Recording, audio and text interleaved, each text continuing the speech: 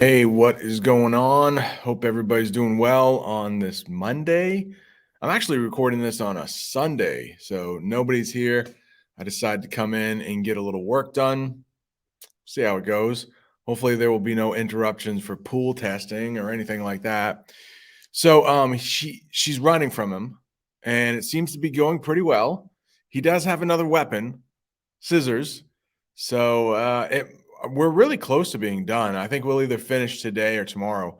And probably the most violent, gross scenes will be coming up either today or tomorrow. It's just like Stephen King at his best, writing just unthinkable atrocities.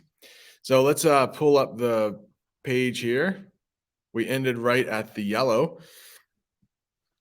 And yeah, I think she's feeling pretty good, she said. She's running pretty well, and it looks like he is maybe kind of running out of steam. All right. And okay, so she's talking about when she saw the blonde hair in the trunk. And she's like, oh man, could I have done something differently? And what choice did I have? Once I saw her hair, maybe it was fate that tempted me. She ran on, her feet printing the sand with her passing. She looked back again and saw Pickering only 40 yards behind, but 40 yards was okay, given how red and strained his face was. 40 was very okay, so a little bit less than half the length of a football field. To the west and directly overhead, the clouds tore open with tropical suddenness, instantly brightening the fog from dreary gray to dazzling white. Patches of sun dotted the beach with spotlights. M ran into one and then out in a single stride, feeling the temperature spike with returning humidity and then drop again as the fog once more took her in. It was like running past an open laundromat door on a cold day. Nice simile right there. Ahead of her, hazy blue opened in a long cat's eye. Double rainbow leaped out above it, each color blazing and distinct. The westward legs plunged into the unraveling fog and doused themselves in the water. Those curving down towards the mainland disappeared into the palms and waxy fiddlewoods. Her right foot clipped her left ankle, and she stumbled. For a moment, she was on the verge of falling, and then she regained her balance, top of the next column. But now he was just 30 yards behind, and 30 was too close. No more looking at rainbows. If she didn't take care of business, the ones up ahead would be her last. She faced forward again, and there was a man there, standing, ankle deep in the surf, and staring at them. He was wearing nothing but a pair of cut-off denim shorts and a sopping red handkerchief. His skin was brown. His hair and eyes were dark. He was short, but his body was as trim as a glove. He walked out of the water, and she could see the concern on his face. Oh, thank God she could see the concern. Help, she screamed. Help me. The look of concern deepened. Okay, I'm sorry for anyone who speaks Spanish. I am not going to be able to do this correctly. But you can see, Senora, sure that is a woman there, Miss. ¿Qué ha pasado? ¿Qué es lo que va mal? Now I know from studying my Italian that va mal means it's like going bad. So something is something going bad. Maybe that's what that means. I don't know. But it's part of the story. Like, you're not supposed to know. Emily doesn't know how to speak Spanish. So there's going to be a problem with communicating here. She knew some Spanish, driblets and drablets, but at the sound of his, all of hers went out of her mind. It didn't matter. This was almost certainly one of those groundskeepers from one of the big houses. He had taken advantage of the rain to cool off in the Gulf. He might not have a green card, but he didn't need one to save her life. He was a man, and he was clearly strong, and he was concerned. She threw herself into his arms and felt the water on him soak into her skin and shirt. He's crazy, she shouted into his face. She could do this because they were almost exactly the same height.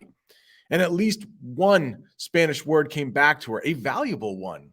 She thought in this situation, loco, loco, loco. The guy turned, one arm firmly around her. Emily looked where he was looking and saw Pickering. Pickering was grinning. It was an easy grin, rather apologetic. Even the blood spattered on his shorts and swelling face didn't render the grin entirely unconvincing, and there was no sign of the scissors. That was the worst. His hands, the right one slashed, now clotting between the first two fingers, were empty. Es mi esposa. I probably said that wrong, but that sounds like that's my spouse, he said. His tone was as apologetic and convincing as his grin. Even the fact that he was panting seemed all right. No te preocupes. Elle tien. Okay. I don't know. I mean, I know. I'm sure Alan knows, right? Hey, I know that means something like "Don't worry." I don't know Tien. I don't know Tien. His Spanish either failed him or seemed to fail him, and he spread his hands, still grinning. Problems. She has problems. The Latino's eyes lit up with comprehension and relief. Ah, problemas. See, Pickering agreed. Then one of his hands, sorry, then one of his spread hands went to his mouth and made a bottle tipping gesture. Ah, the Latino said, nodding. Drink. No, M cried, sensing the guy was about to actually push her into Pickering's arms, wanting to be free of this unexpected problema, this unexpected senora. She blew breath into the man's face to show there was no liquor on it. Then inspiration struck and she tapped her swollen mouth. Loco, he did this. Top of the next column. Nah, she did it to herself, mate, Pickering said. Okay? Okay, the Latino said and nodded, but he didn't push Emily towards Pickering after all. Now he seemed undecided. And another word came to Emily, something dredged up from some educational children's show she had watched, probably with the faithful Becca when she wasn't watching Scooby Doo. Peligro, she said, forcing herself not to shout. Shouting was what crazy Espos did. She pinned the Latino's swimmer's eyes with her own. Peligro, him, Senor Peligro. Pickering laughed and reached for her. Panic at how close he was. It was like having a hay baler suddenly grow hands. She pushed him, and he wasn't expecting it, and he was still out of breath. He didn't fall down, but he did stagger back a step, eyes widening, and the scissors fell out from between the waistband of his shorts and the small of his back, where he had stashed them.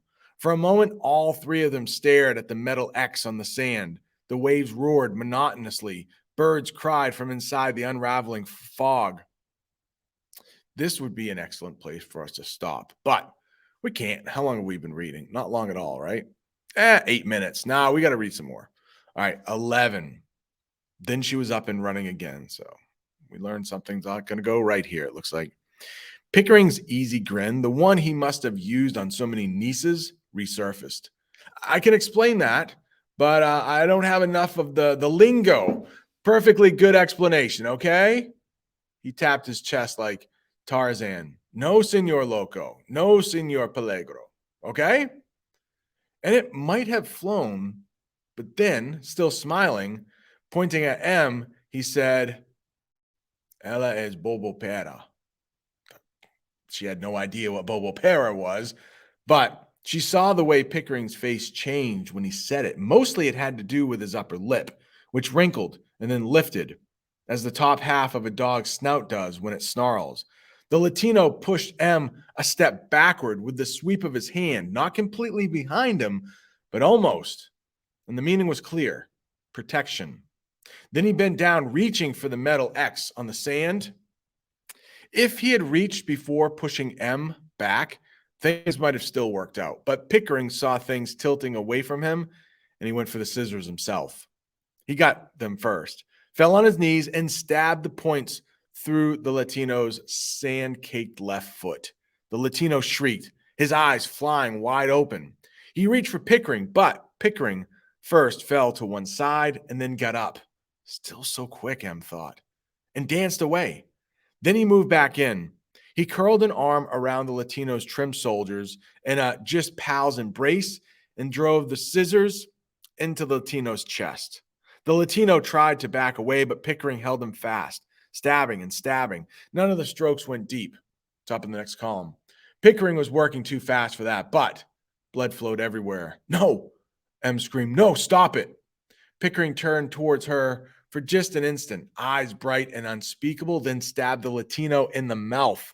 The scissors going deep enough for the steel finger loops to clash on the man's teeth. Okay?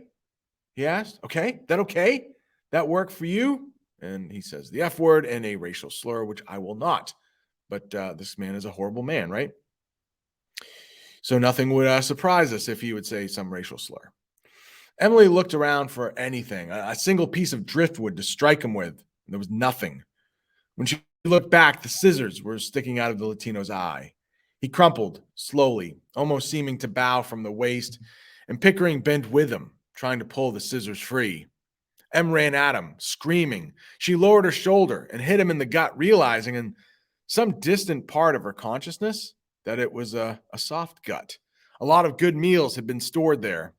Pickering went sprawling on his back, panting for breath, glaring at her.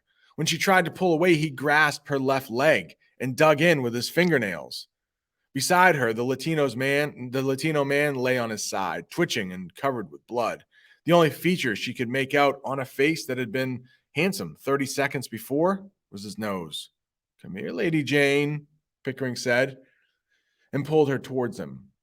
Top of the next column. "Let me entertain you, okay? Entertainment okay with you, blank, blank." I'm not going to read that. He was strong, and although she clawed at the sand, he was winning. She felt hot breath on the ball of her foot, and then his teeth sank gum deep into her heel.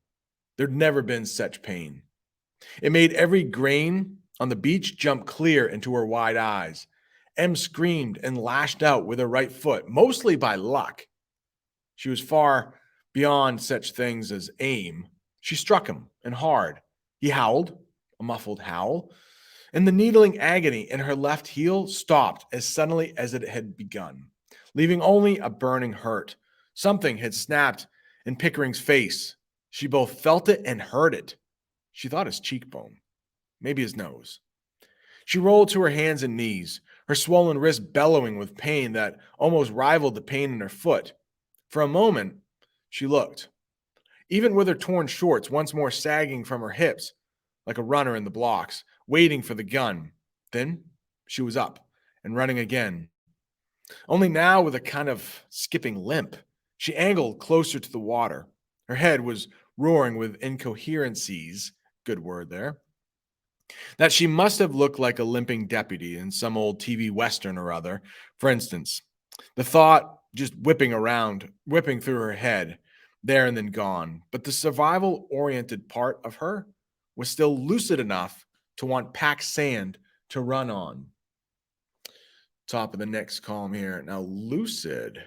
That is one of our old vocabulary words, I believe. So maybe a good time for us to don't know. We highlight. Hopefully, it doesn't bring up the lucid. All right. Hopefully, that's enough reading for today. I don't know. We'll talk about lucid, but hope you enjoyed that. I know it's not a movie, but if your brain is working the right way, just hearing Stephen King write what he wrote about the death scene with the man, just my gosh, awful stuff there. Awful stuff. All right. Hope you enjoyed it. We should finish this tomorrow with no problem. Probably like maybe 10 minutes left of reading. All right. Adios.